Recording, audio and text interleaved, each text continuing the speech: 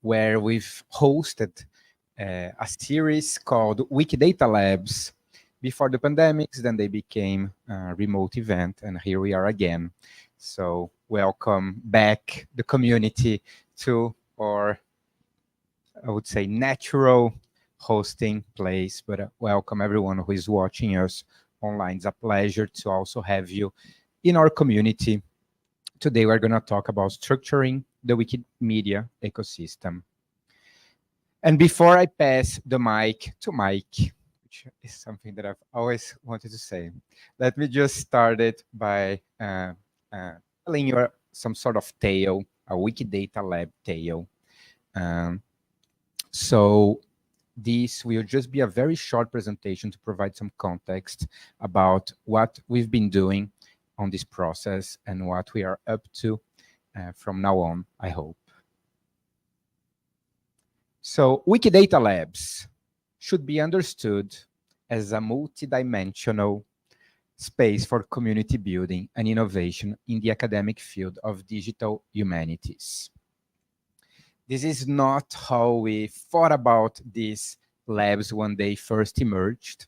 We were like just trying to have fun in the Wikimedia community, but now after 39 of these events, it's time, and this is what I will present, for some balance of what we've been able to accomplish. And what I'm going to present is actually the result of a paper that is about to be published. It was approved on this Brazilian journal called Em Questão, which is an information science peer-reviewed journal. It should appear at some point, I guess, in the coming months. And what we said on this paper is that the Wikidata Lab developed a series of laboratory practice organized as a community of practice. I think we better word that in Portuguese. Documenting and making them open to community participation, disseminating processes and tools foundational to a digital humanities approach. What does that mean? So a Wikidata Lab, which is the space that we are now located in, is a series of meetings, events, workshops to share practices related to the use of computational thinking and laboratory practice focused on the analysis and development of the Wikidata collaborative database. At these events, academics, technicians, students, and open knowledge activists willing to share their projects and develop reflections on the meaning of their work for the development of computational thinking in the Wikimedia platform ecosystem. And we started the Wikidata Labs back in October 2017. So I think we have in the room people that presented the first two, like Eder was first and Mike was second. So here we are again. As the Brazilian community was working on how to best integrate Wikidata and Wikipedia in Portuguese.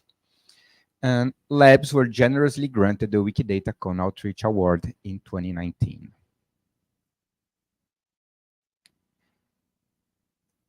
So the RIDC NeuroMat at the University of São Paulo is an interdisciplinary research center funded, as I said, by FAPESP.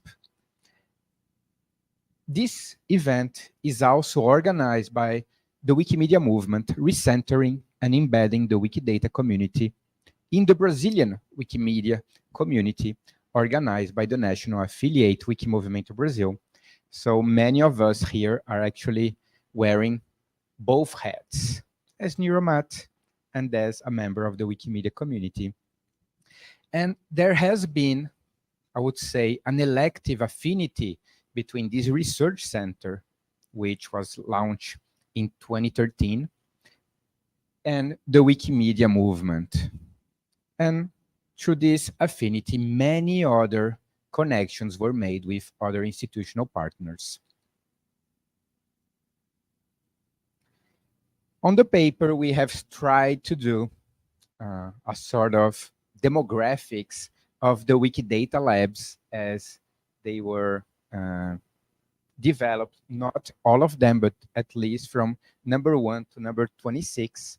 So we are like 13 sessions late. This is number 39 today. But as you know, paper, they have their own temporality, so we didn't address all of them. And something that is really interesting about the Wikidata Labs, and this is me speaking specifically about who is presenting, is it became a place where the natural hierarchy that one would expect within an academic setting is melt down. And I think this is really interesting, and it might be to some extent connected to the idea of the Wikimedia movement in which anyone can contribute. So you don't need to have academic credentials. So many of our, most of our sessions were actually presented and were the first presentation, more official presentation from people who just were undergrads, who had just graduated. Some of them were actually undergrads. And then, of course, we had people who already had PhDs and masters. But I think this provides a better understanding of what people are in the room in terms of academic credentials. Another element that is really interesting is about what are the fields that people who presented on Wikidata Labs from 1 to 26 came from. And we have, of course, many people coming from computational science and information science or communication, but we also had a broader spectrum of people presenting from different fields like education, history or art history, mathematics, sociology, astronomy. That's you, Mike. I think you've presented several times. Like, I don't think there is anyone else coming from astronomy in to the lab. But I think this provides also a sense of the diversity of fields and how interdisciplinarity actually plays out when you are doing innovation at some edge. So I wouldn't say a Wikidata Lab is innovative necessarily in terms of research, but it's definitely innovative in terms of practices. Another element, I think that was interesting, is that when we started the Wikidata Labs, they were basically in Portuguese because, well, it was us and no one really abroad cared about what we were doing. But at some point, we switched to having English as our main language, and this is why I'm today presenting in English. If you don't know and you're watching us in Portuguese, in Brazil, we speak Portuguese. But there has been a switch to have English as a major, as the main language of the Wikidata Labs. We only now rely on Portuguese when, for some reason, the speaker won't speak English or there is a specific Brazilian aspect that we want to share. And this is also to say that though we are like 10 people in this room, many people watch what we are doing.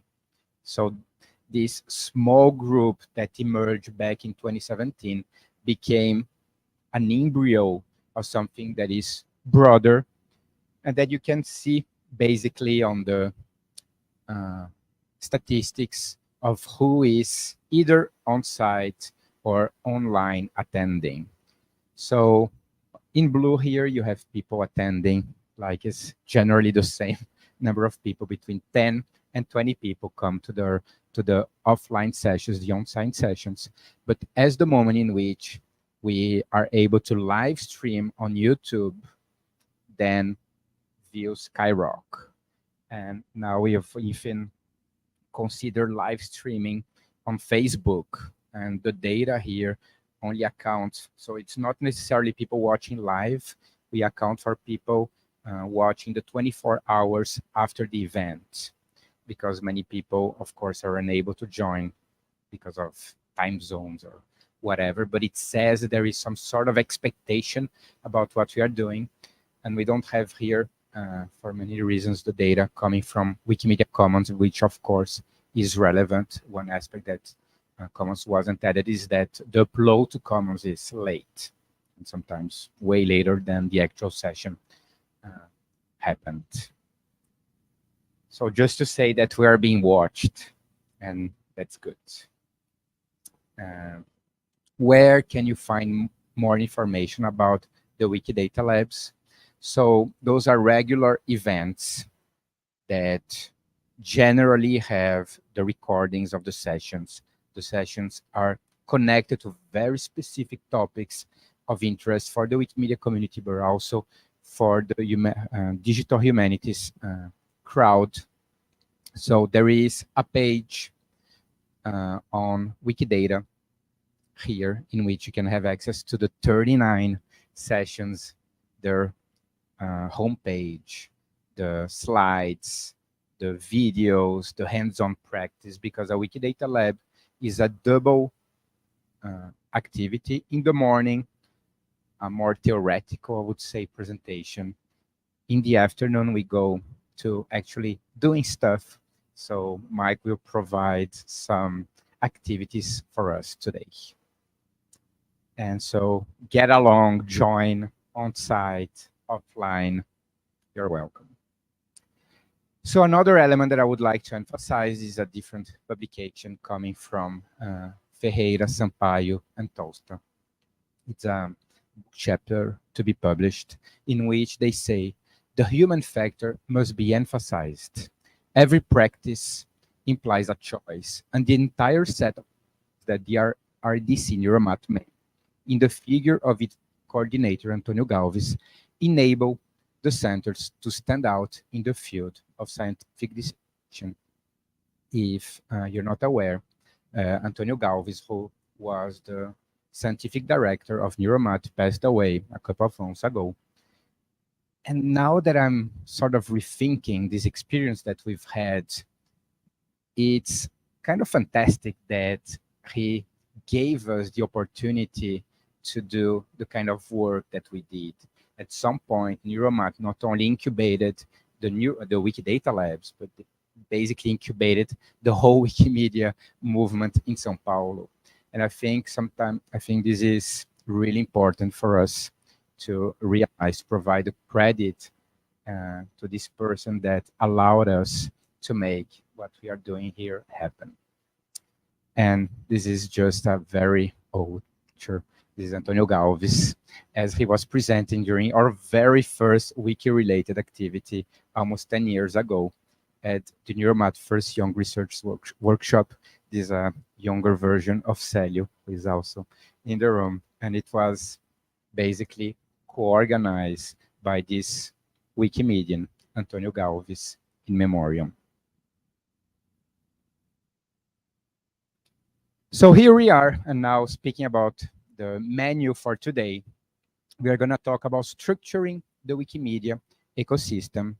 This is, I would say, part of the fantasy, part of the mission of when people envisioned Wikidata as a solution, a structuring solution for many of the coordinating issues that the Wikimedia projects face. But I would say the experiment that we are going to speak about today is not only addressing issues for the Wikimedia community, but more general when you face dynamics of trying to create interoperability within databases or within, I would say, frameworks. Before I introduce and pass the mic to Mike, let me also say some relevant information. This event has a main page. There is this shortened URL for you to see what's happening there. And the slides will be added there. The link for the YouTube presentation will be added there. And we also have the list of activities for the afternoon. You can register for edit tracking. The edit tracking is now being run on the Outreach dashboard. And of course, stay connected to the Wikidata Lab series on social media through the Wikimedia, what do you call it? Name on social media, on YouTube and others. And of course, as I said, Wikidata Labs are live streamed. And now it's my pleasure to introduce my friend, Mike Peel. Mike Peel is very fancy. He's a postdoctoral researcher at Imperial College London, and before that, held positions in Canarias and São Paulo. And during this time in Brazil, Mike joined Movimento Brasil, lucky for us, and supported the inception of the Wikidata Labs. As a Wikimedian, Mike has in recent years contributed a lot on integrating Wikidata and other Wikimedia projects, especially Wikimedia Commons, and he'll talk about that in a bit. He's also a Wikiloves Monuments heavy user and a great person to chat with on any Wiki-related topics. And Mike is a trustee of the Wikimedia Foundation, yet he's not speaking today wearing that hat. Thank you so much, Mike, for joining us today. Thank you, Joe. Thank you, Joe. Just a few things before I get started. One is to say I currently have a cold. It's not COVID, so apologies if I'm coughing or anything during the presentation. Another is that I'm usually in the audience taking photos. I can't do that, so I'm going to take a photo of the audience instead. So I hope that's okay. Everyone smile. If you're online, I sadly can't take a photo of you, but please do say hi in the YouTube chat, and I'm hoping someone's watching that to catch any questions that come in. Throughout all of this, if you have any questions at any point, please do yell out or stick your hand up, or as you prefer. The idea is this is not just a presentation, but it's more interactive than that. There's a lot of different things I'm going to talk about, and the best time to talk about them in more detail, if you want, is during the slides. So yes, I'm going to talk about structuring the Wikimedia ecosystem, which is quite a big topic. It's basically how do you link everything on Wikimedia projects together with everything else. It's one of the things that really drew me to Wikipedia in the early days, was this idea of linking between things. So in Wikipedia, you can link between articles with hyperlinks. With Wikidata, you can link between different languages, between different projects with interwiki links. And I think basically I spent all my time on Wiki linking things together, which is kind of fun. So I'm going to talk about a number of different parts of this. So the first is just what is an interwiki link to Wikidata, try to explain that. I'm going to assume not too much knowledge and try to start from the basics there. And then I'm going to talk about how we find, so you create a new Wikipedia article, how do you link it to Wikidata? And then how do you import basic information from that article into Wikidata? Another aspect I've been spending a lot of time working on is matching commons categories with Wikidata as well. So not just Wikipedia, but also all of the different Wikimedia projects. And how that's, mostly I've been focusing on that on Wikipedia, but there's the open question of how to expand that to cover other sibling projects or sister projects. I don't like the word sister projects because it's gendered, so I tend to use sibling projects now. Then I'm going to give a quick conclusion, and then I have a lot of work for you to do this afternoon. I have a long list of tasks, which I'll come to in the last slide. And I hope something is going to be of interest to you there. So while most people know Wikipedia, it's the first thing that comes up when you Google anything. It's a really well-known brand, and it has a huge amount of content, particularly on English, but also in all the different languages. And there's, I think, 250 different languages of Wikipedia. But there are also siblings. There are also other projects in the Wikimedia ecosystem. The most famous being Wikidata and Commons, but also there's Wikibooks, Wikisource, Wikiversity, Wikinews, Wikispecies, Incubator, MediaWiki, Wikiquote, Wikimania, and I'm missing some, I'm sure. But there's basically a lot of different projects, all doing different things. Because knowledge exists in many different ways. It's not always something you can write down in a Wikipedia article. Commons is a really good example of that. You can't really document a photo in Wikipedia too well, but you can show it through Commons. But yeah, not everything should be an encyclopedic entry. And the whole of the Wikimedia ecosystem is powered by volunteers. It uses Creative Commons, normally licenses, free licenses to share material. So anyone can use it for any purpose, and anyone can share it amongst all the different projects within Wikimedia. It's supported by a collaborative technical infrastructure and the Wikimedia Foundation in the United States, who run the servers and do the core activities. Well, core is not quite right, but the global activities, I should say. And then there's also a network of affiliates around the world, of course, like WMB, like Wikimedia UK, like Wikimedia España, which is something I've been involved in, but also many user groups and different communities around the world. So it's community online, community offline, all different aspects of the same thing, which is coming back to sharing free knowledge openly with everyone who wants to find it. So specifically on Wikidata, so Wikidata is a knowledge base. It's in its most core element, it's linking values. So you have a For example, someone is an instance of a human. You link it that way. So it's very structured data. It's not like free text of Wikipedia. It's something that's very fast growing within Wikimedia projects. So it started in 2012. It's not the latest project to start anymore because Wikifunctions came along, but it's one of the most recent ones. But even though it's only been around for 11 years, it just passed 2 billion edits. So it's a really active community. And there's over 100 million data items now on Wikidata. So there's a huge amount of data there structured in a machine readable way that anyone can reuse. And yeah, these numbers will already be out of date because it's going up very, very quickly.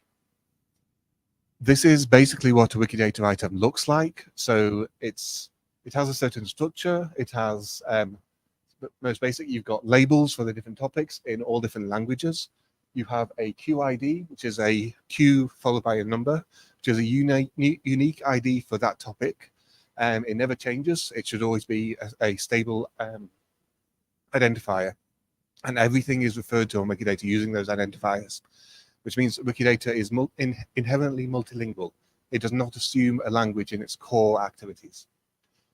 You can put in as many different languages as you want. I think there's about 200 different ones supported here. Each one has its own set, and you can put in the main label, you can put in aliases, so things it's also known as, and a description in the languages. Then, importantly, it has links between the different projects, which are these on the right. It can sometimes be on the right, sometimes on the bottom of the page, depends on your screen width. But these link between the different sister projects. So Wikipedia, for example. So this is Wikidata Lab example. There's a category on Portuguese Wikipedia for Wikidata Lab. There aren't many in other projects, sure, you need to do something about that. But when you get down to multilingual sites, so these are the ones which don't assume a language. All of these have dedicated language properties, language wikis. These ones are multilingual.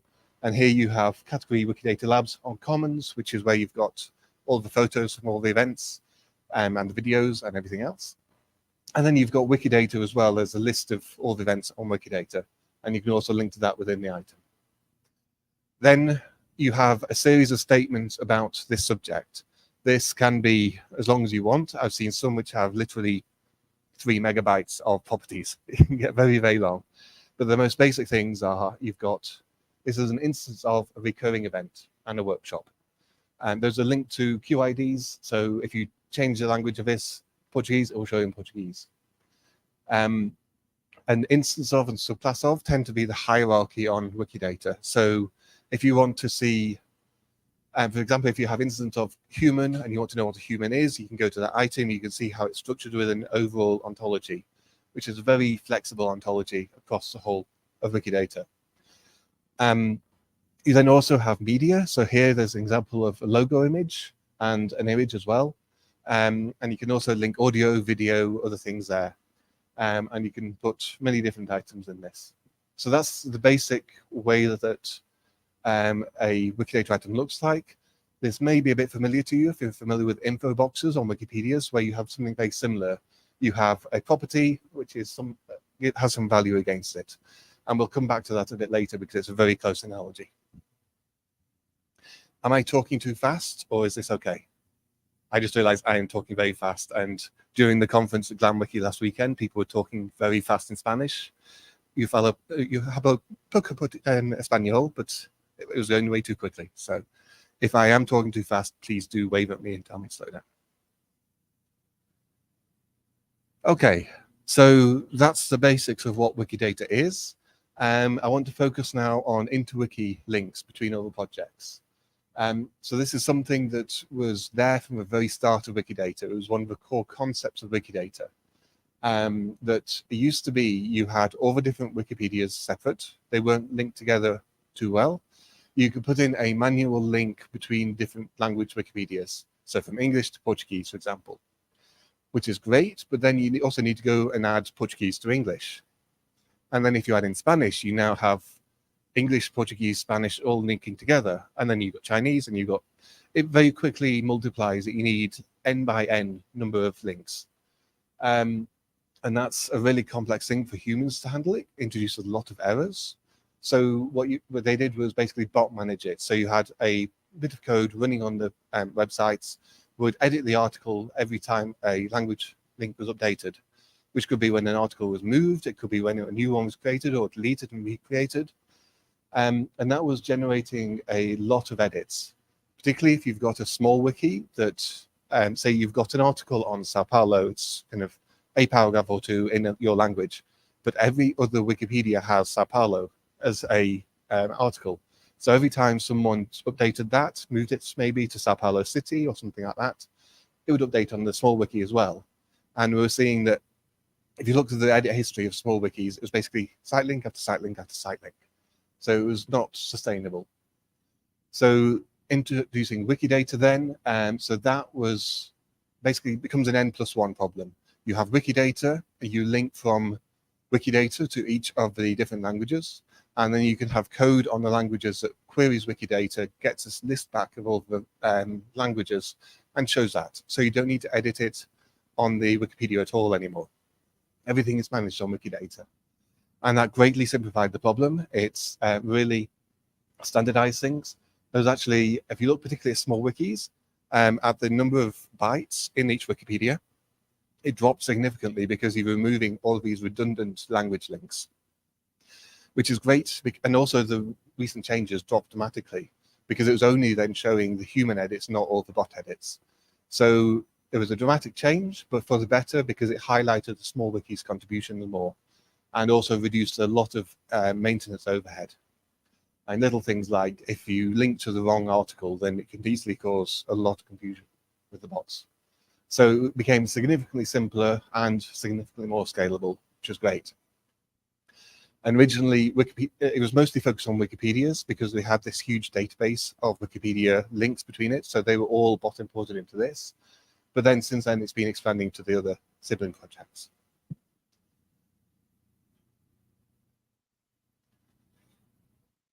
So that it simplified the problem a lot, but there are still complications here.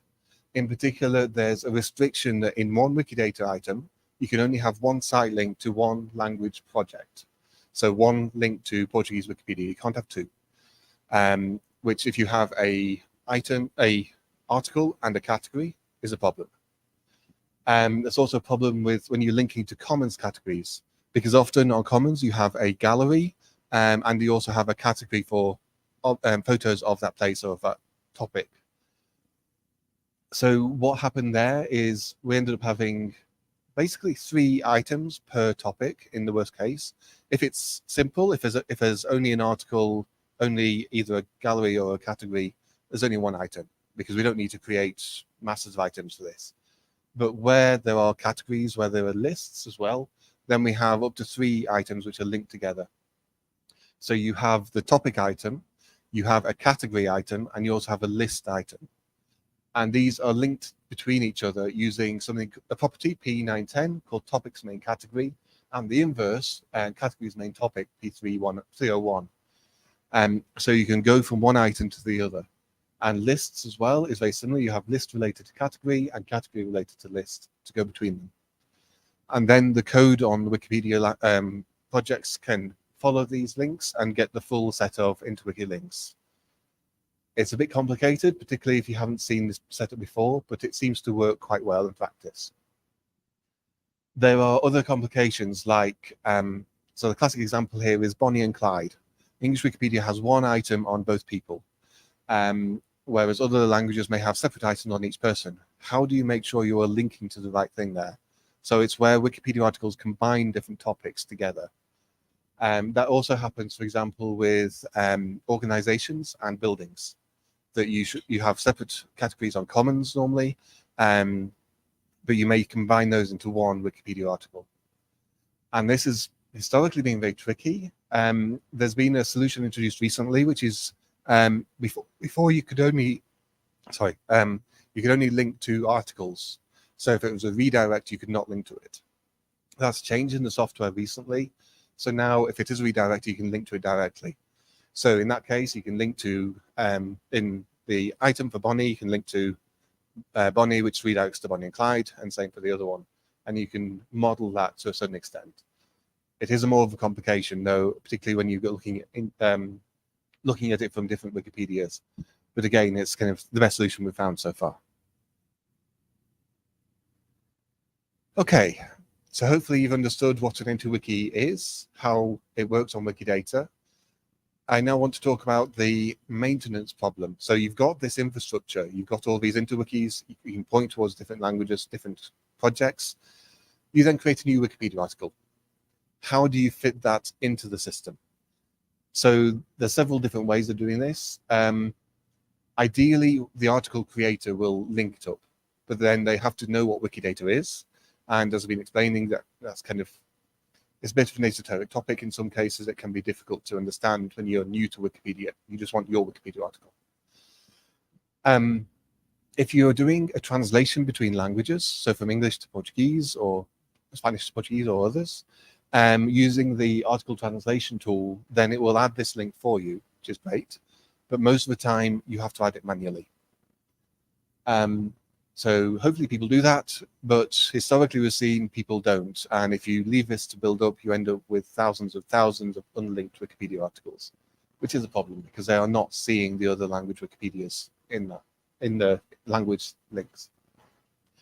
So one thing I did here is, so I operate a bot called PiBot. It is a Raspberry Pi computer, which is continuously running, plugged into the internet. So it's called PiBot because of Raspberry Pi. And that runs Python scripts, which are continuously running, so daily, weekly, monthly, to do different links, different projects, different activities, focused mostly on Wikidata, also on Commons and others. And in this case, PiBot is now running a task every single day. It queries the database. So there's a system called ToolForge, which has a copy of the database. You can run queries on that and pull information into your script. So it runs that every day and says, where are all of these articles which are not linked to Wikidata yet? It filters those because we only want to link to the items which are articles or categories in general. You don't want to link to maintenance categories to check user logs from whatever time or something like that. All those are internal maintenance, don't get linked to from Wikidata. So you have to filter it out to get rid of those. It then basically goes to Wikidata and says, do you have a match? Runs a search like you would if you're looking for a topic on Wikidata. You've got a search box, put in the term, off you go. And then it sees if it gets any matches. If it does, it puts those into a game, which I'll come to in a minute. But if it doesn't, then it's saying this is a potential item to create a new article, potential article to create a new item for. It then waits 14 days because it assumes that if the article creator is not going to link it, is going to link it, they'll do it in 14 days, 2 weeks. If they aren't, then it'll still be there after that time. It also avoids anything which has been edited in the last few days, just in case someone's come along, found it, and is going to link it. So it's hopeful, it's optimistic, it's assuming good faith for all the Wikipedia editors. But then after that time, it basically says, okay, no one's going to link this. It doesn't have any obvious match. Let's just create a new item. And it puts that onto Wikidata. And it does this for thousands of articles every day.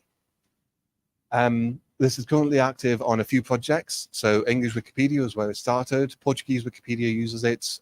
Simple Wiki. German Wikipedia, mostly we're doing this manually, but they're running just as a backup. And I think Spanish Wikipedia, but that's about it at the moment. Part of the reason for that is because I've been asking each community if they're happy with it before starting it to be run. And that takes time, particularly in different languages. Maybe that's something I don't need to do now, but it's the current situation. So it's running on about 5 different Wikipedias. Okay. So this is showing some of the statistics. This is for the Portuguese Wikipedia. So this isn't a complete log of all edits. This goes back to, this is 2016, so maybe 2015 here. Wikidata was started in 2012. There was an import process in the very early days where all of the links were imported. So this went very quickly down to 0 to start with. But then since then, it's been building up because there was no one running new code to match up these items. So when this tool started up, this is Magnus Mann's duplicity tool, which is another way you can discover articles which aren't yet linked to Wikidata, and it also suggests matches. basically you saw it was going up and up and up. You got some drops where maybe articles were deleted or someone was master linking, but it was going up. And here it reached 15,000 articles on Portuguese Wikipedia, which is a lot. Then there was an editor called GZW who wrote a bot script to go through and just blanket create all Wikidata, new Wikidata items for all of these. Doesn't matter if it has a existing item or not. If it's not linked, it gets a new one. And there you see this behavior of it's suddenly dropping a lot.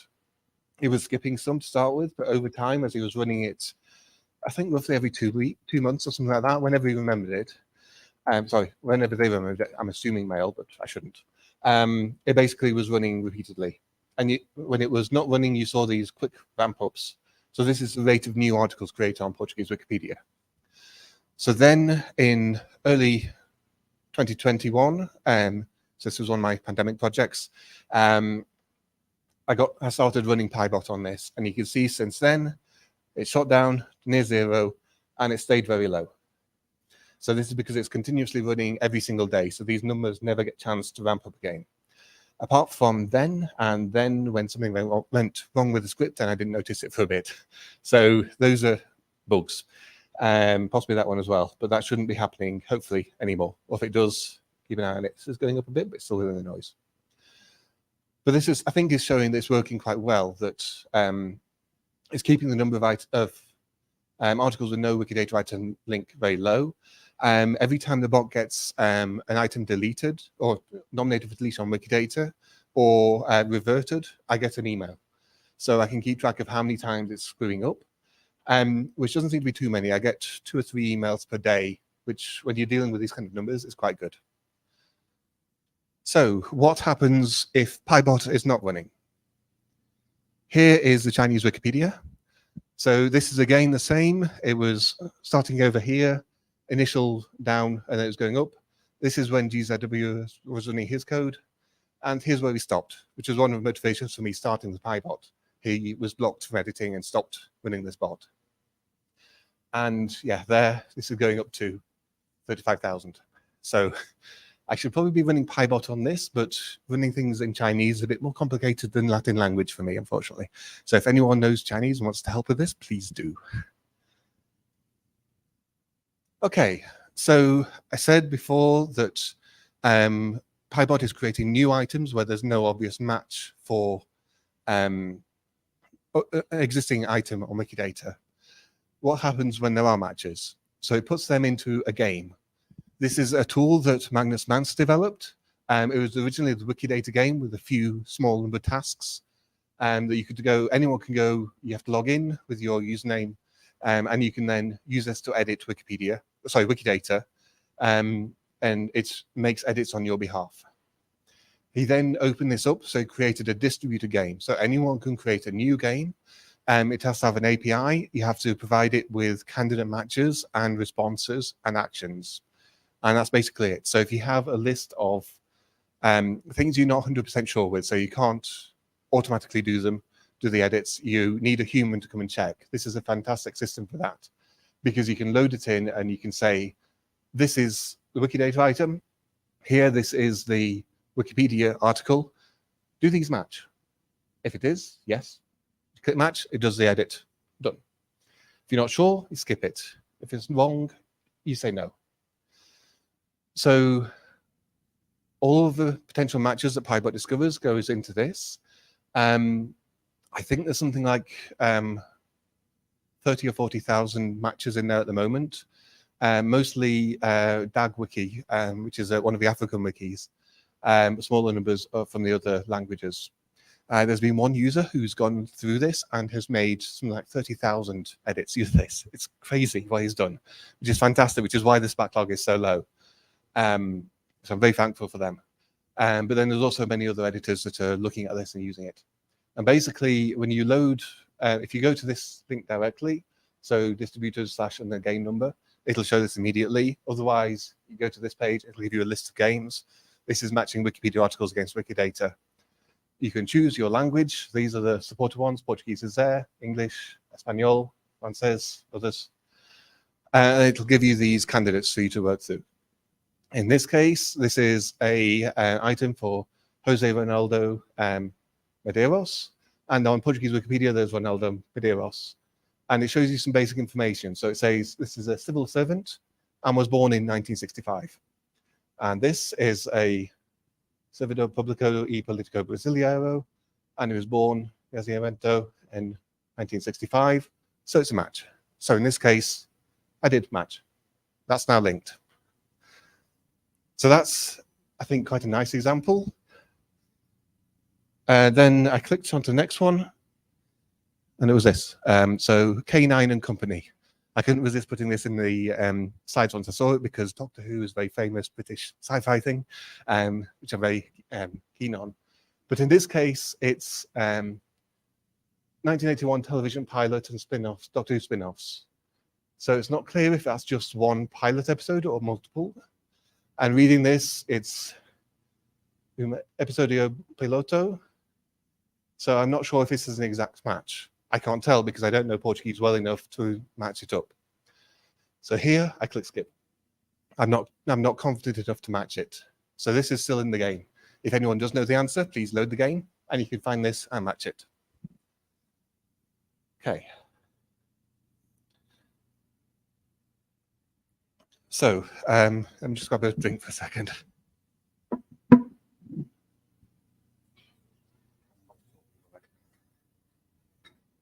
Everything making sense?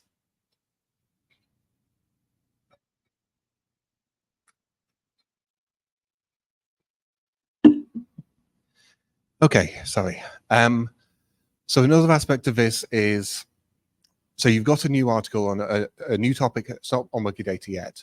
PyBot comes along and says, this is no match, we'll create a new item, creates a new blank item. That's not too useful because it's just literally the article title and the site link.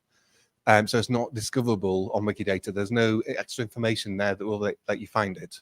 Someone else has to come along and add that. Or PyBot has to look through and see if there are obvious things it can pull out from the article and load them into Wikidata, which is very tricky. Particularly because often it's just free text in the article. So you need to be able to parse it somehow. You need to extract the right facts. You need to match them up with Wikidata items. Because remember, these are QIDs. So if you just have the name of a child, for example, then you can't just search for that on Wikidata and get the result. You have to find the right QID. So it becomes very complicated. There are some simple things it can do, and it does try to do them. So the simplest thing is look at the page title. There's certain standards on Wikipedia that if you're writing an article about a list, you'll start it with list of, or listagem in Portuguese. So it can look in the page title and say, okay, let's take the page title, the first bit of it. So the first 10 characters in this case, lowercase it so we're not mismatching capital letters and things. And does that exist? Okay, yes, it does. So then it creates a new item. So a new claim, this is P31, which is instance of, and it says this is Q13406463, which is a nice short way of referring to Wikimedia list items. Well, it is if you're a computer, not so much if you're a human. And then it just adds the claim. So this is an extract from the live code that's running. It's very simple setup, and it's just doing a basic check. You can do this also for, does it have film in the title in brackets? That normally indicates there's a movie or TV series or things like that. So that gets a few of the basic things. I think list item and disambiguation are the most relevant there. This, I'm hoping people can help me expand, because I mean, this is just a list of if statements, so you can easily add more. So that's one of the tasks we'll come back to later on. The other thing it does is it looks at biographies. So there was another user that wrote a bot specifically aimed at creating new items for biographies created on English Wikipedia. So he wrote quite a nice script that went through each new biography that was created. Oh, it first looked through all the items and said, is this a biography? Which is some key information like, does it have a birth date, a death date? Does it have info box person? Basic things like that indicate this is a biography. It then extracts some information from that. So for example, you typically get at the bottom of category 1984 births or something like that, or 2012 deaths, something. So you can extract that information and know that's reliable. So you can use that in Wikidata, and you can add those directly. It also includes occupation, which is a bit more difficult. So in this case, it goes through the categories at the bottom, and if it's, say, woman astronomer, then the Wikidata item will have properties which say this category contains women and astronomers, and you can get that information, you can put that into Wikidata.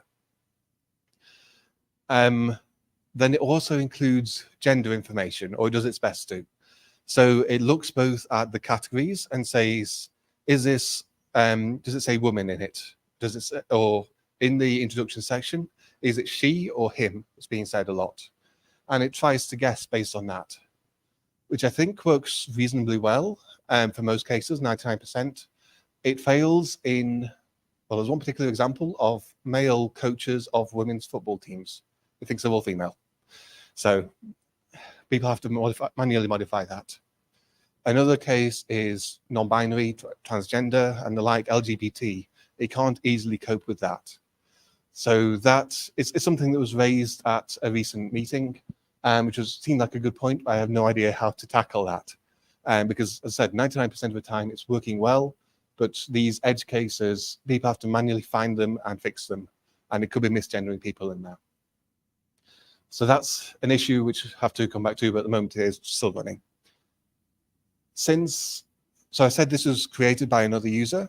They then retired from editing and running the bot, so it stopped running. So then I managed to get it running again on PyBot, and I've been tweaking it as well. So it now covers Portuguese, Spanish, French, simple, and it could expand to others, but I need help basically because it's very language specific. So if you're looking at gender in English, you're looking for she, he, and that changes for different languages, and you need to know what it changes to. And I don't speak many languages. I barely speak Portuguese and Spanish, I'm afraid. So I need people who are experienced with those languages to say, these are the pointers to look for. This is how you say, this is an article about a female. This is how you say it's nacimiento,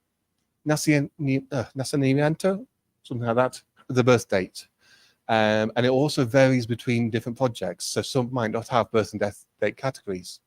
And they might encode that in other ways, or they might put an exclamation mark at the beginning of a category name, things like that. So once you understand that, you can encode it into the bot and it can start running, and it will create new items. It will match up. I didn't say this, also looks on Wikidata to see if there's already an item with that person's name. And if it has the same birth date or death date, then it links them. So it's also trying to minimize the number of duplicates, but then it also is creating new items continuously as well.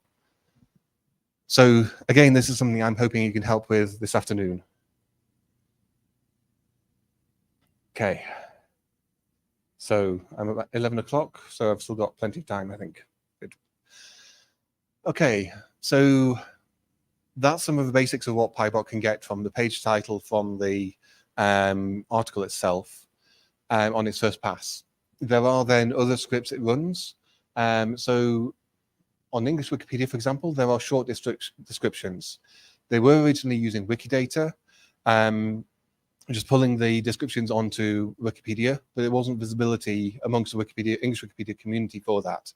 So they objected to this, and they've got a new system now, which is short descriptions on each English Wikipedia item, which is a bit duplication because you still got the Wikidata descriptions, which you also need. So you have two descriptions, one on English, one on Wikidata. So what PyBot does is it tries to minimize discrepancies here, that if someone creates a new or adds a short description on English Wikipedia, it will copy it and put it into Wikidata. There's a slightly tricky thing there that the English Wikipedia is Creative Commons Attribution Share Alike licensed, and Wikidata is Creative Commons 0. So it's public domain essentially. Anyone can reuse it without attribution. The loophole here, which PyBot exploits, is that these short descriptions are short, so they are not copyrightable. So it can be copied over into the Wikidata item without needing attribution. That works quite well. And the original reason that English Wikipedia was complaining about descriptions from Wikidata was because of vandalism. The people were vandalized on Wikidata because it wasn't being seen elsewhere at the time. That vandalism would stay for a long time and they would get complaints about it. So they didn't like that. Now, because PyBot copies from English Wikipedia to Wikidata, every time it copies over a vandalism edit and someone reverts on Wikidata, I get an email. So that's useful. And that does happen roughly once a day. So it's not massive amounts of vandalism, but it's still coming through, still getting onto Wikidata, unfortunately. And I also notice people sometimes just change it on Wikidata, don't change it on English Wikipedia, so I have to do that. Other times it might be changed just on English Wikipedia, not Wikidata. There's a whole category of short descriptions that don't match Wikidata descriptions. If anyone wants to spend a few decades going through that, there's a huge database of that. I haven't figured out how to tackle that with the bot yet. If you've got any ideas, I'm very open to them. Another thing you can get, because it's very structured, is coordinates. So if something is a place or a monument or something like that, it will have a coordinate in the Wikipedia article or the Commons category. And PyBot can copy those onto Wikidata, which means they then show up in things like WikiShootMe with maps based on Wikidata showing where coordinates are, and basically makes it more discoverable. You can also look for, on Wikidata, you can look for nearby items to that topic, to that item based on the coordinates. So it's quite a nice way of discovering new items. So where possible, PyBot copies them in from English Wikipedia from Commons. Again, it's facts, it's not copyrightable, it's fine. It also copies the birth and death dates because these aren't necessarily added when the article is created, but someone can come along later and add them, particularly if someone's died and the Wikipedia article has been updated. And there were tracking categories for this. So I think there's something like articles which have not been updated, or articles with a death date not on Wikidata or something like that. So it's a specific Wikidata related tracking category that PyBot goes through and it imports those onto Wikipedia, onto Wikidata. Normally great. The downside is recently there was an anonymous vandal on Simple Wiki that was creating very short new articles about footballers and saying they've died today, which was not the case. But these were all being copied into Wikidata by the bot. People were reverting it there. I was getting emails and people were getting frustrated because they couldn't see where it was coming from, even though the edit summary says where it does. So that's another issue, that you get vandalism coming in from Wikipedia articles, can be bot imported into Wikidata and needs to be curated. The good thing about this is because Wikidata is so structured, creating backlogs, creating lists, querying things to look for discrepancies is so much easier on Wikidata than it is on Wikipedia. So as part of this work as well, I found cases where a Wikipedia articles had the wrong coordinate on it for 10 years. That does happen. And other things like it's in the wrong category, or there's general messes in Wikipedia that, because you get the data in Wikidata, reveals them, and you can find out more. So these are the things that PyBot currently runs. It could do more. At the bottom of each article nowadays, there's authority control, which is mostly from English Wikipedia. There are some cases where it's, mostly from Wikidata now. There's some cases where it's not. That could be pulled in.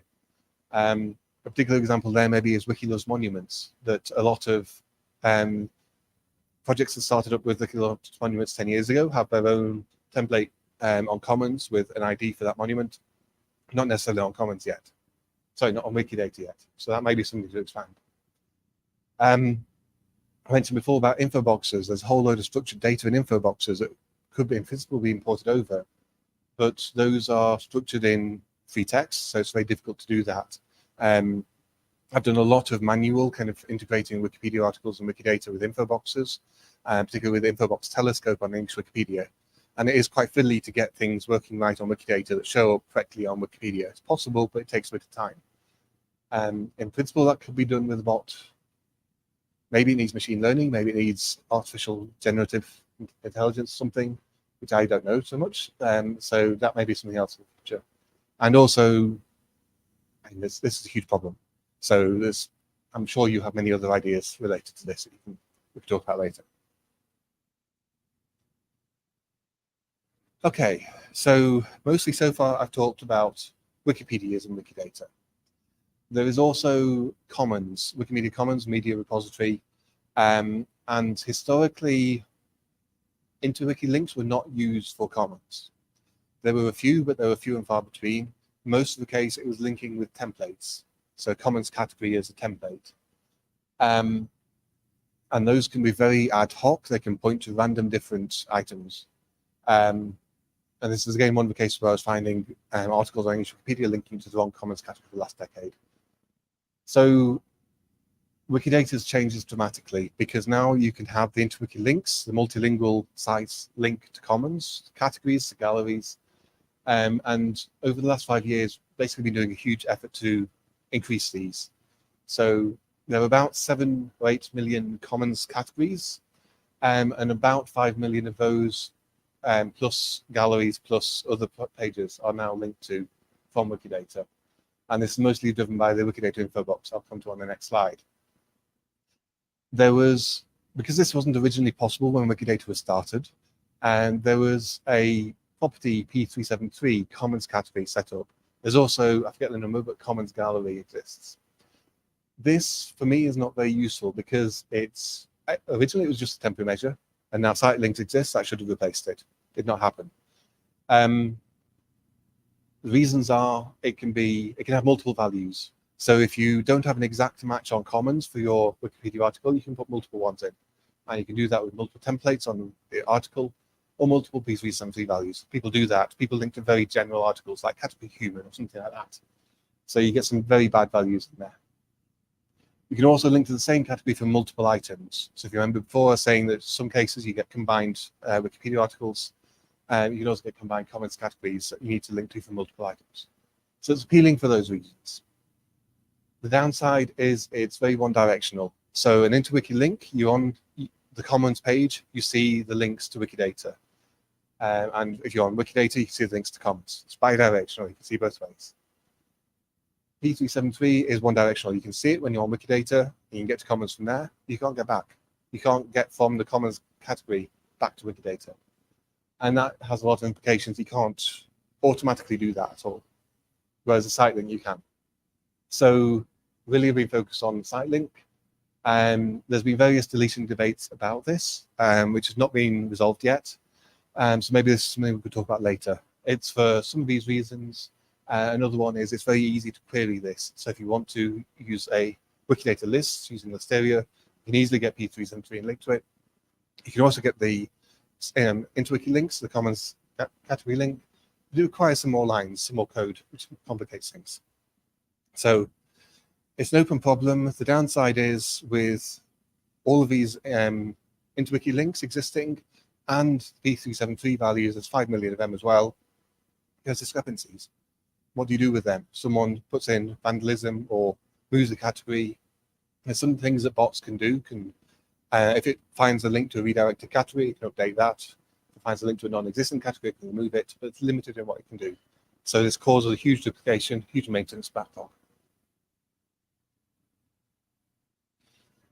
So why I'm particularly interested in having links to commons from Wikidata is because commons is a multilingual project, but it's often very English. So the category titles are all in English or Portuguese or whichever country it depends on, sometimes it varies, which is not very friendly for people that don't speak that language. So particularly when I was living here, I was finding a lot of information about monuments around Sao Paulo, because I like taking photographs of monuments, uploading to Commons, but I was really struggling to find any information about them because it was all entered in Portuguese. And I didn't speak Portuguese, I still don't too much, but particularly back then, I did not understand Portuguese. So the idea was, why don't we have a small box on Commons categories that is multilingual, so you can choose any different language you want, because Wikidata is inherently multilingual, and shows some basic information about that topic. So it shows the category name in your language. It shows it's an instance of research institute or so on in your language. It might have a map, so you can see where it is located. So this is NeuroMat, we are there. It'll have some pictures. So because Commons is so orientated on media, it's a natural place to look and see, does Wikidata have a picture of this? If it's in the info box, you know it's yes. If it's not in the info box, add one. It takes the maintenance burden to the people where people are working on it. It's very simple to put into the categories. This is bot deployed. It's now running in about 4.7 million categories. I think it's technically the biggest Infobox deployment ever, even outside of Wikimedia, so that's fun. And it's very simple. You need to have the site link, so you need to link between Wikidata and the category. Once you've done that, you just add Wikidata Infobox in brackets, done.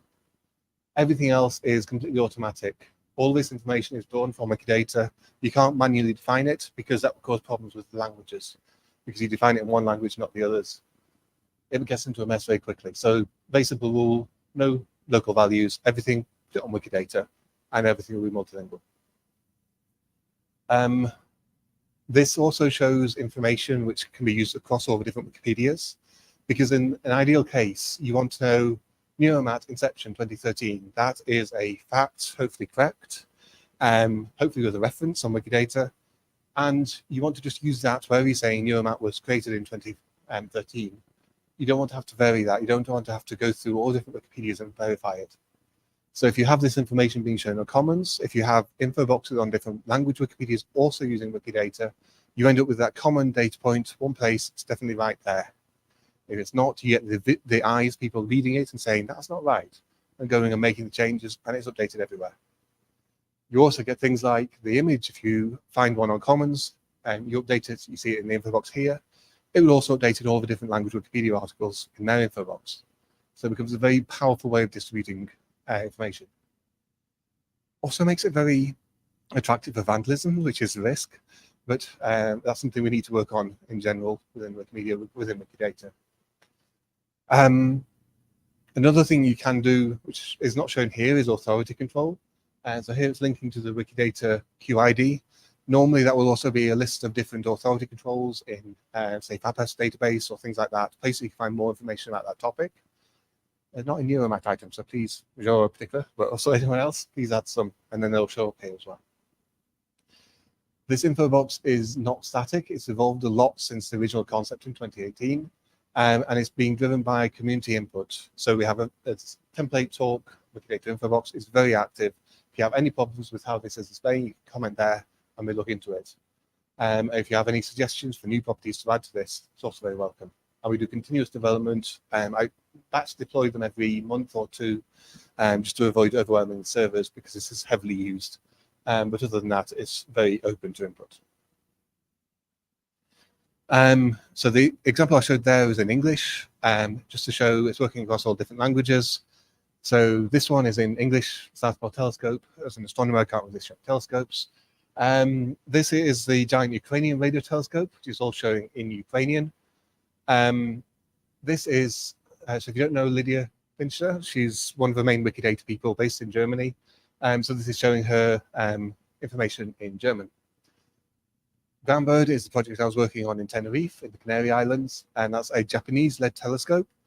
So this is showing all the information in Japanese, which works mostly. There's issues maybe with kanas and things, but some things don't get translated. So if it can't translate something, it does fall back to English or to the fallback languages within Wikidata. It also works for other things, like this is an extension, also has a comments category. And then you might see this around. This is the basic thing where there's no Wikidata item is site linked. So there's no information to display from Wikidata. So if you see this, it's asking you to search for, in this case, it's Ukrainian Wiki University, it was not linked at the time. So you can click on that link and search for it. And if you find it, you can add the link, refresh this page, and you'll see the info box. You can also create a new Wikidata item. And there's also a useful link for uploading media, which is always there. So if you want to upload media specifically to that category, you click on that, get to the upload wizard, it'll put the media directly into that category. So there's also a bunch of other things that the info box does, like for people, it will categorize them based on their birth date automatically, put them into gender categories, put them into, if they've won a prize and the prize has a commerce category, it'll put them in that category as well and things. So it's a nice way of using Wikidata information to cascade information across commons. And also all these links go to the commons categories for those items. If you want to find out about Wikimedia Deutschland, for example, you just click on that link and you get there. That actually is a significant change, because often If you just got to a Commons category page, just add media about that content, that topic, that would be it. You wouldn't be able to go anywhere else from it. Having the info box displays that context, displays links to related media, so it makes it easier for Commons to navigate to find related items as well. Okay, so I said there's 5 million of these links now exist. That was a huge job, and that's not something that you can easily do manually.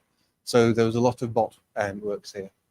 So in particular, if someone adds Commons category to a Wikipedia article, then the bot will find that and will add the link. It got a lot from P373, which was the main system back in the day. It copied over 500,000, I think, from that. And it still does copy over. So if you do want to still use P373, you can put the value in, bot will copy it over to the site link. There's then been a lot of people batch adding links. So particular Wiki loves monuments. Here would be Edda, I guess, that you have a whole lot of categories about monuments. You want to link those to Wikidata so they're discoverable. So you bulk add these Commons category links as you're creating new items or editing existing items. PyBot also bulk creates some. So there's a particular example of ships, which on Commons are categorized by International Maritime Organization number, IMO number, which is a unique identifier for that ship. It doesn't change when the ship name changes, but it has subcategories with ship names. So the bot goes through and tries to find existing items for these ships using the IMO number and links it if it exists, create new ones if it doesn't, and it also creates items for the ship names because they are linked to in a particular way. They're subcategories. They also have info boxes. A lot of people also manually add the links when they're creating new categories. So a lot comes in through that as well. I think actually there's been an uptick in the number of Commons categories that exist since Wikidata Infobox has come along because of the Infobox. There's also another game. So I have a bot script that goes through and looks for matches between Wikipedia articles and Commons categories based on the titles, names.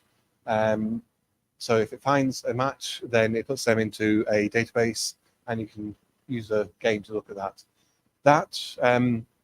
It's actually added less than I thought. I was looking a few days ago. It's added about 46,000 of these. It's also ruled out a lot of others that are potential matches. But there are still about 60,000 potential matches in there. And I could easily add more into this. It's just a case of running the script because there are so many categories not linked to yet.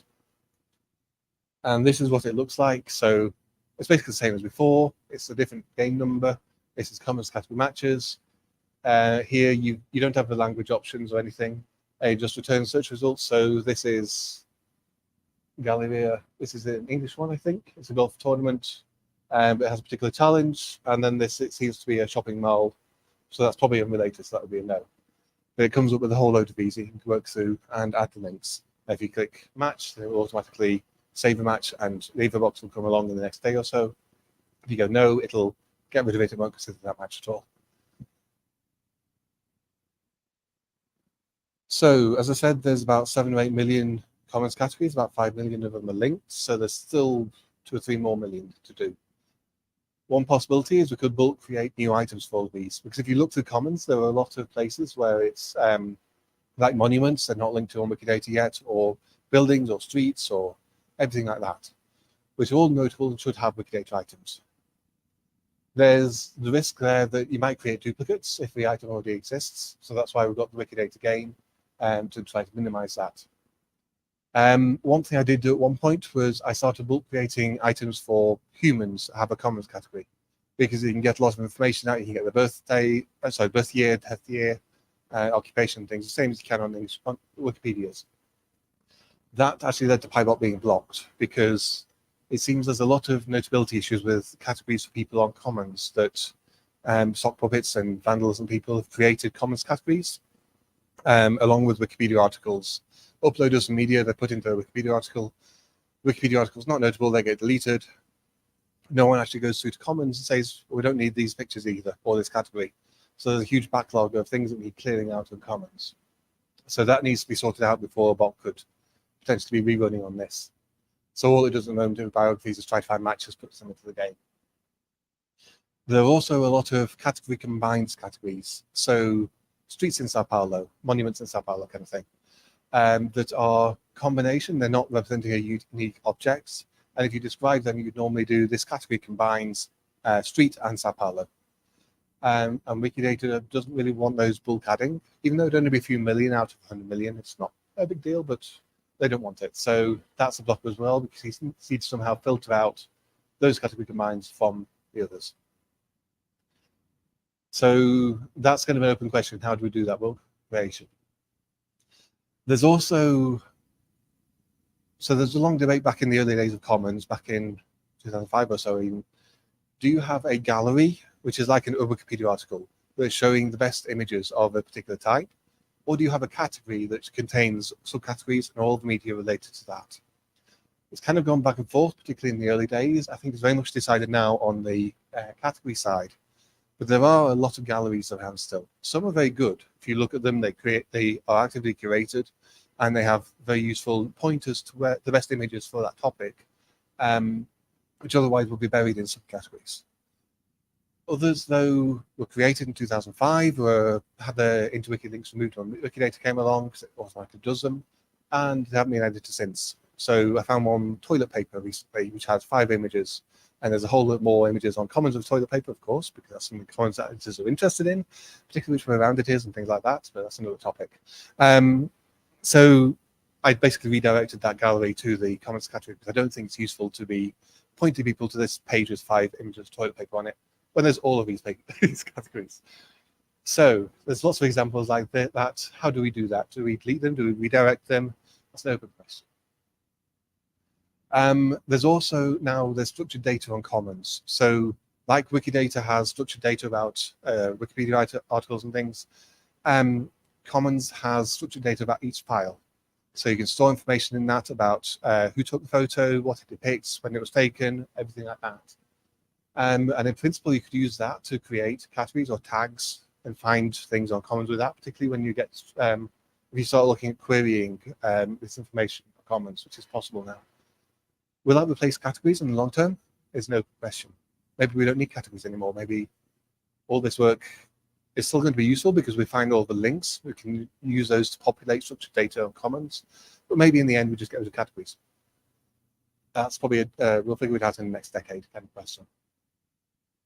And yeah, there's some things like there's a whole load of P373 mismatches if anyone wants to go through all of those. And also if on Wikipedia's categories, Wikipedia articles, there's a lot of links to Commons categories on those, which also need to be resolved, which is more difficult because they are all in the articles. So there's a whole load of backlog that still needs to go through there. PyBot mostly just skips over these because it can't add them for whatever. It kind of, they duplicate other links or don't look right for other reasons, but they do need to be sorted out in the long term. 5 minutes. Oh, okay. I've been talking a lot longer than I thought then, so I'll have to speed up. There's also information on Commons. So this is a category for ships, and you've got the info box, you've got all of this information. You've also got all this manual information. It all needs to be copied over into Wikidata, deleted. I don't know how to do that with a bot because it's free text. So that's something to look at. Then the other big area is other sibling projects. So I've talked about Wikipedia, Wikidata, Commons, Wikisource, Wikiquote, also should be linked in consistently across all of them. How do we get to there? So one of the things I'm looking at the moment is the English Wikiquote. So in this case, it has a lot of English article titles for quotes from different people, from different films, things like that. So it can be linked to quite easily. I can find matches. I've got that code working okay. I can create new items at some point, but there's a question of what to do with the potential matches. The obvious thing is put that into the Wikidata game, which works well for Wikipedia articles, for Commons. It has special bits of code in that. But it seems there's a bug for sibling projects. So if you say it, here is a English Wikiquote into Wiki prefix, it can't code with it. It doesn't work. Maybe I'm not giving it the right implementation. I have to do a different incantation or something. But at the moment, that's where this is stuck. Hopefully that will get unstuck at some point because English Wikiquote people really want this tool to be on there working soon. Wikisource is also more complicated. So typically you have items on Wikidata for a book, but then you also have items for each edition of a book. So if there's a first edition, second edition, published in different years, there might be different versions, and Wikisource uses those different versions for its links. In that case, how do you go from the Wikipedia article about the book overall to the Wikisource items about specific editions? That's not obvious at the moment. There's probably a way of doing it using a template, but it's more complicated. There's also issues like some language sources are more integrated than others. So some of the Indian ones in particular are quite well integrated. English Wikisource isn't at all. I don't know about Portuguese Wikisource. And there's things like Wikispecies, which is a whole taxonomy tree, a whole dedicated wiki for taxonomy. But that's all done in Wikidata now. Do we still need that? The problem is it's not a one-to-one match because there are at least 5 different taxon trees in the Wikimedia projects. It's academic debate going on. How do you link between all these taxons? What's the hierarchy? That becomes very complicated very quickly, and you've got people from different communities that have set up their own system. So Commons and Wikidata are sort of aligned now because of the info box. Wikispecies uses something different. It's not compatible. How do we deal with that? English Wikipedia uses something different. Portuguese Wikipedia uses something different. I can give a whole other talk on that, but I don't have time. Okay, so reach conclusions. That's a lot of information. I hope it's all made sense. I think the main points I want to make here are that Wikipedia's, so looking across the whole Wikimedia ecosystem, all the different projects that exist. Wikipedias are mostly linked, at least in some languages, maybe not in all. We saw the example of Chinese Wikipedia.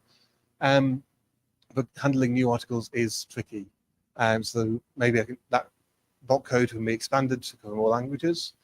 Maybe it can also be expanded to add more information about new items when they're created. Commons is about halfway there, I guess, maybe a bit more than that now. There's still a lot to do there. P373 is a tricky issue. Category combines categories is still a tricky issue. How do we get all the way so that when you create a new Commons category, PyBot does the same as English Wikipedia and creates a new Wikidata item for it, or something like that. And then the other sibling projects need a lot of work. So that's an open question. I'm hoping we can talk about this afternoon and you can come up with some ideas. I should also mention, switching hats, so putting foundation board hat on. We've currently got a project within the Board of Trustees, which is a siblings project task force. So historically, all the sibling projects have there's a batch of them created in the very early days. Then there was a stop.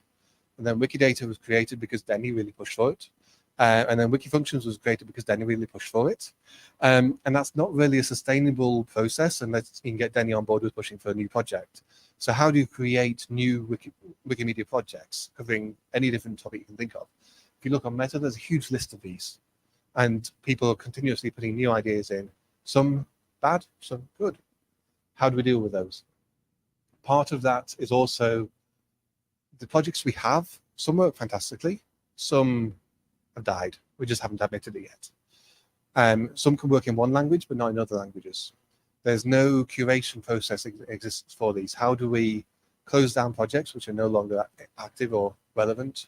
How do we merge projects? So Wikispecies into Wikidata, for example, or split. Or another one is Wikisource. Do we need individual language Wikisources, or can we have a multilingual one? Combines all of them, particularly for books which cover multiple languages in the same volume. There's also splitting. So Wikidata has a lot of journal articles, WikiCite. That could be its own project. Wikijournals also exists and could be another project. So we're trying to define, we're not doing that as a board of trustees. We can't do that. We don't have the capacity. We're trying to define how to get a committee, a team of people working on this. So please do have a look. There's on Meta, the Sibling Projects Task Force. We've got some volunteer advisory members. We're trying to come up with an initial concept that hopefully sometime next year we'll be opening up to more wider conversations. And then last slide is afternoon tasks. So I've shared basically a lot of what I've been doing over the last 5 years with you. I've hopefully shown a lot of open threads. Because I'm now on the board and things like that, I don't have much time to work on this. So I'm hoping others can help and take over some of these tasks or expand on them. So I've got a list of different things here for you to look at. One thing is just play the Wikidata games. There are thousands and thousands of potential matches in there. It's a great thing to do on your phone if you're on the bus going to Sao Paulo or something like that. You can just play the game and add useful information to Wikidata. If you can identify some patterns in new articles that PyBot could use, perhaps particularly in Portuguese Wikipedia, but also in other languages, that'd be really useful. You saw the code for doing that in PyBot, so we can easily add more cases in. If you can just describe them, you don't even have to write the code yourself. Just come up with the patterns. Other ways of getting information from Wikipedia to import would be very useful if you get any ideas. Additional languages we can support, with the caveat that it needs that language knowledge to be able to add that to the code. There must be new games opportunities here. Different approaches that be taken for these problems. Have a think about them. If you're a coder, you can write some code. All of PyBot's code is open source. It's all on here, on GitHub. If you want to make any changes to it, you're very welcome to do so. You can put in a pull request and I can merge that into the live code. If you want to do something different, you can always just copy that code, use it as examples. There was a previous Wikidata Lab I gave, which was talking about how to write PyWikibot code. If you want to go listen to that, I'll hopefully teach you a lot. So yeah, have a look at the code. You can also just have a look through commons categories, look through monuments to Sao Paulo, or something like that. See which ones don't have commons info boxes and create new Wikidata items for them. And finally, Jo asked me to put in links. So reminder that the event main page is this. Sometimes the dollar gets lifted off the end. So if you get a 404, make sure to add the dollar sign. And also, if you're editing this afternoon, please do make sure to register for event edit tracking. I think that is everything. So I'll hand back to Jo. Thank you. Thank you, Mike. Thank you, everyone. So now we have time for questions. So I'm tracking, and if they are interested in asking a question, they just put them on the YouTube channels or the Facebook streaming. I don't know how it's called, but I think we can also have people here in the room asking questions. You need to talk on the mic so people that are watching online can also listen to what you're saying. Questions? Oh, I have a question. I knew it. Hello, Mike. Thank you for your presentation. I was wondering, how can we discuss and test and improve the code of PyBot? So, for example, I see that you put the GitHub link there, but how do we test it on Wiki or on a test wiki and things? So we can improve and test this code on Portuguese Wikipedia, on Wikimedia Commons, and other projects. That is a very good question and highlights the flaw in my coding approach, that I tend to write code which is running live and I tend not to write code which is easily testable. So, and the basic thing is if you look through the code, there's a lot of hidden input statements which stop the code at various places. And you can configure it to look at specific articles and things like that.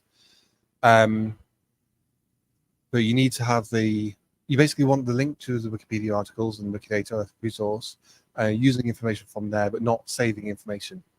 So often I just go through the code and I comment out all the places that save it.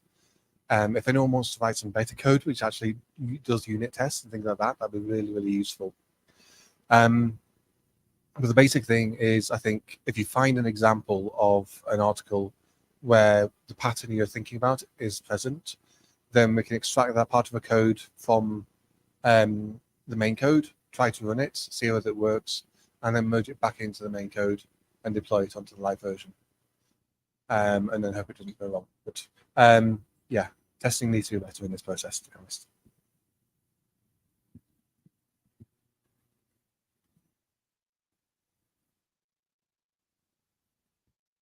Questions?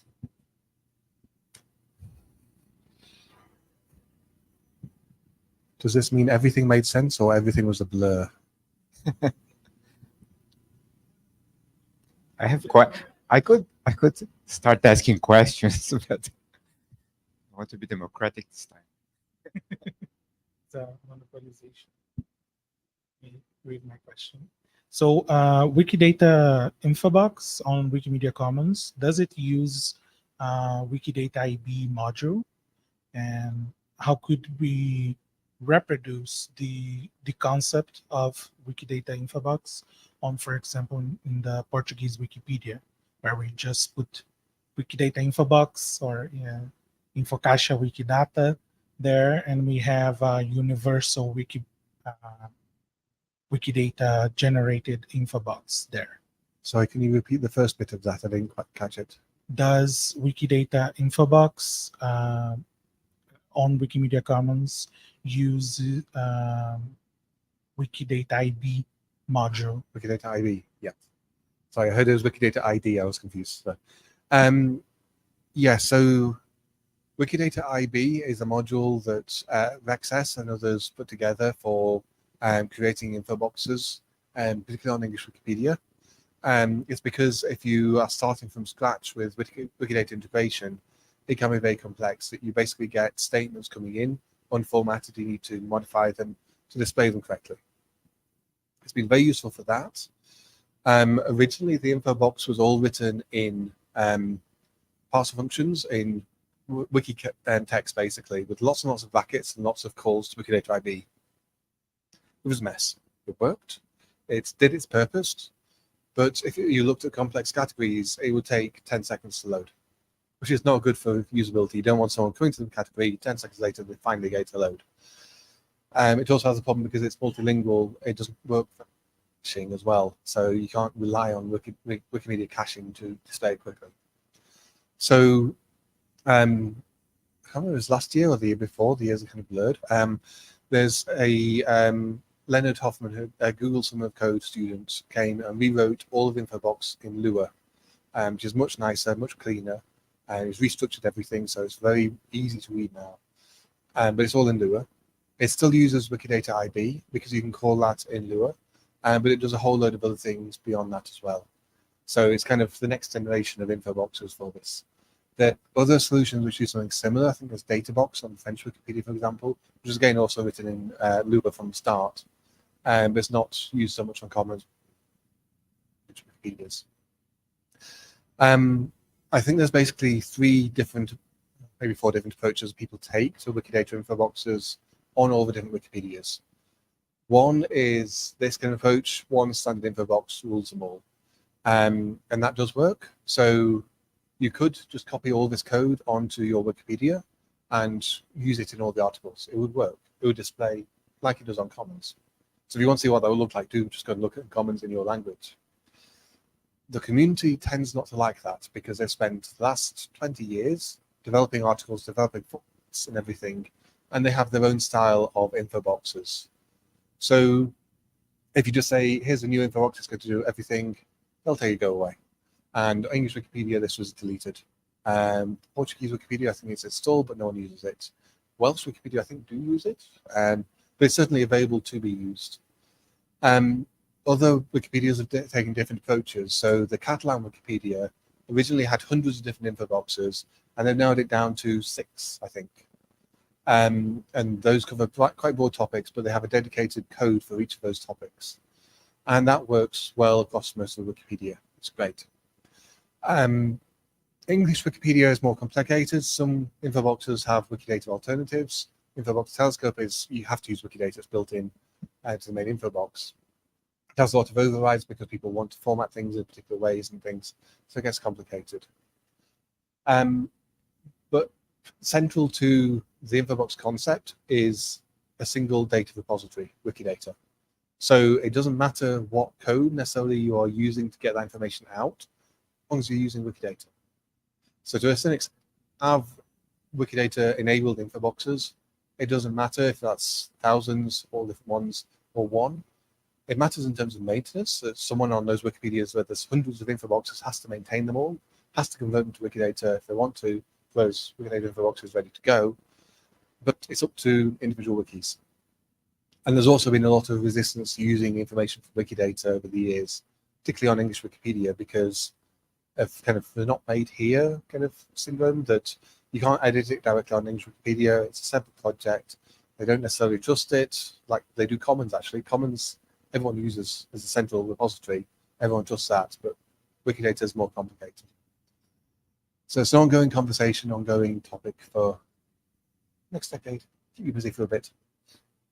Get more outreach students working on this will be good, please.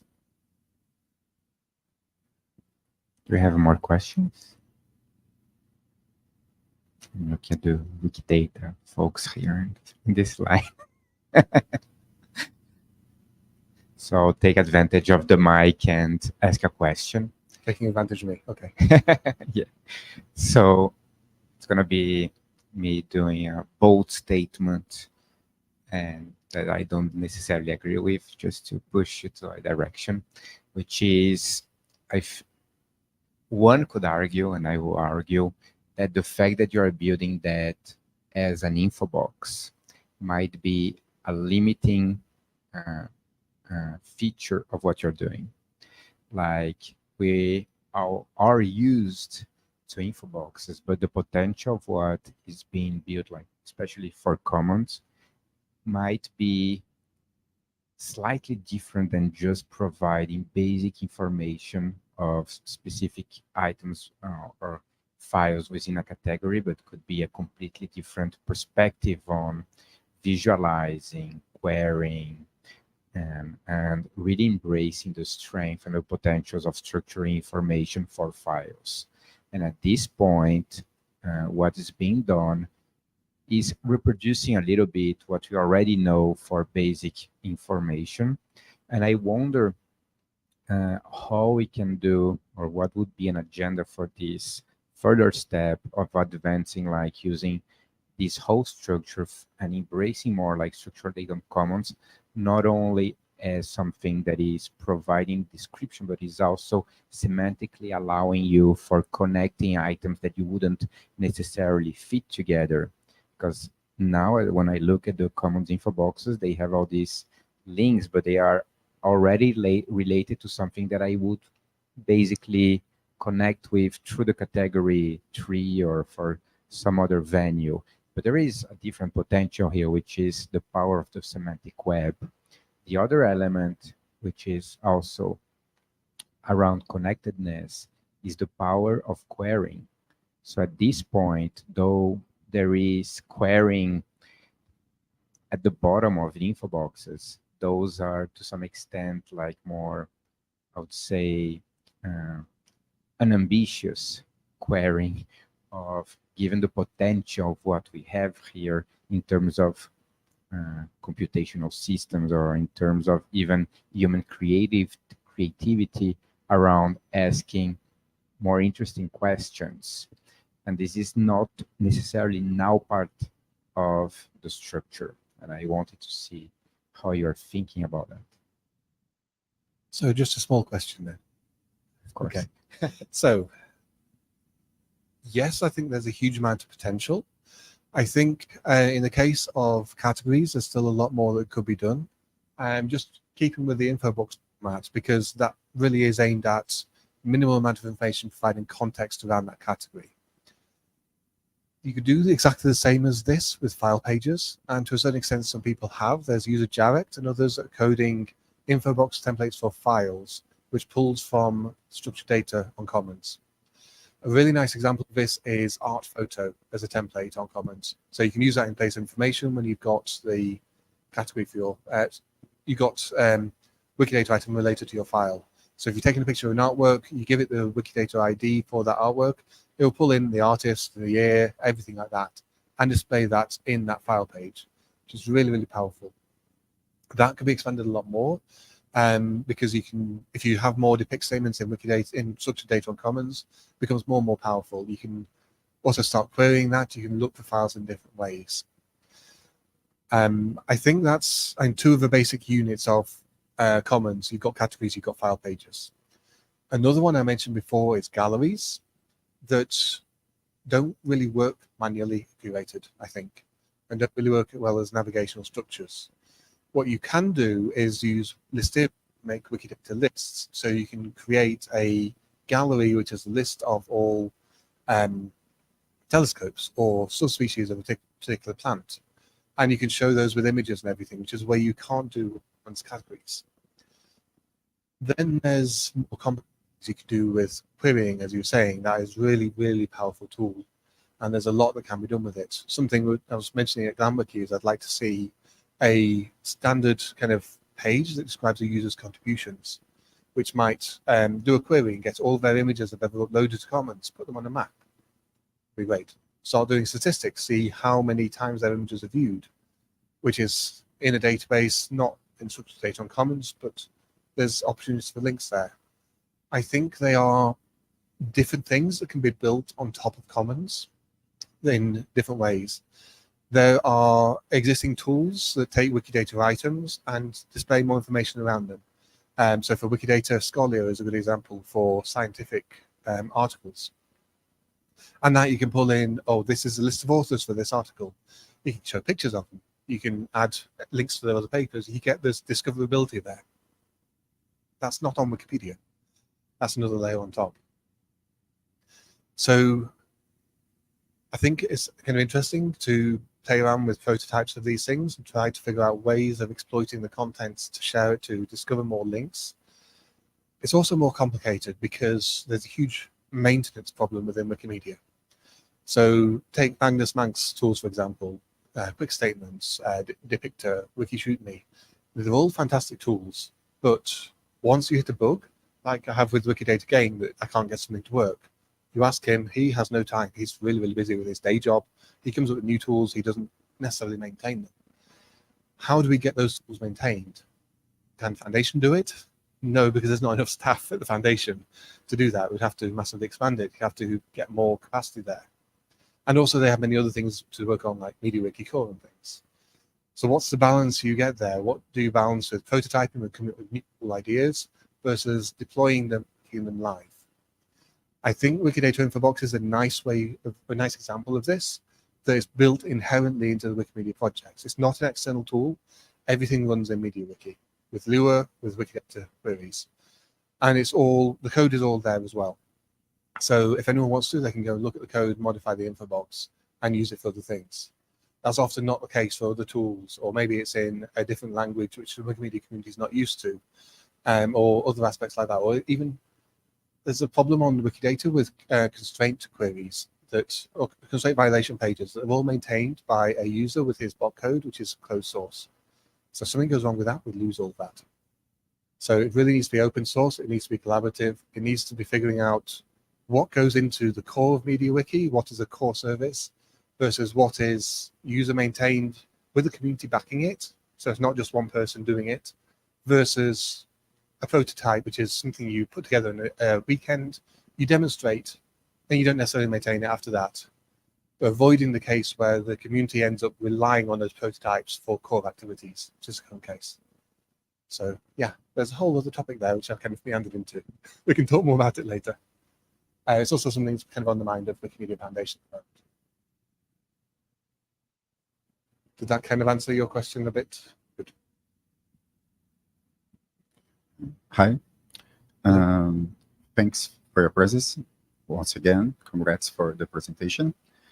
And my question is, you told us about the PyBot book imports done from the mostly from the Wikipedia projects.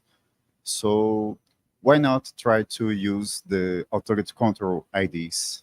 In most cases, you may find the structured data also, and then you can insert information inside the Wikidata with reliable source. So why not?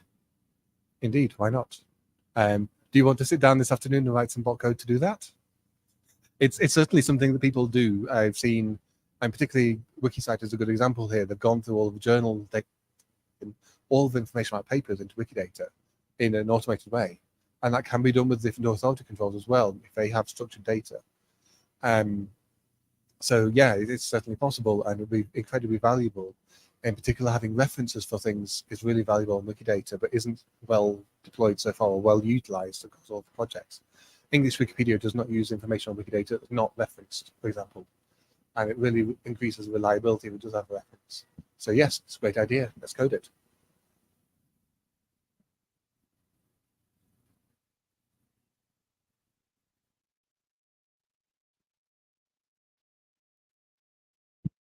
More questions? People online, do you have questions? I'm waiting here. I see there are many people online watching, but no question has emerged online here in the room.